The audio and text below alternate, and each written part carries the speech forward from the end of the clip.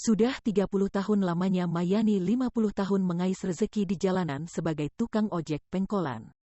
Bak jatuh dan tertimpa tangga, kebijakan PPKM darurat yang diterapkan turut membuatnya gigit jari. Bagaimana tidak, aktivitas warga begitu berkurang. Hanya pekerja sektor esensial yang bisa masuk kerja, selainnya bekerja dari rumah. Inilah yang membuat pemasukan Mayani begitu menurun. Sekarang nyari Rp50.000 saja susah. Apalagi dengan adanya PPKM ini, susah mendapat sewanya, kebanyakan online. Sangat drastis penurunan pendapatannya. Kalau lagi ada, penumpang paling 1 atau 2.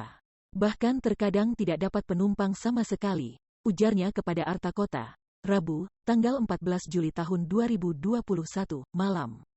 Mayani pun mengakui pendapatan hari-harinya tak bisa mencukupi kebutuhan keluarga. Pasalnya, jika mendapat 1 penumpang, dirinya hanya membawa Rp15.000 ke rumah. Dan terkadang membawa Rp25.000.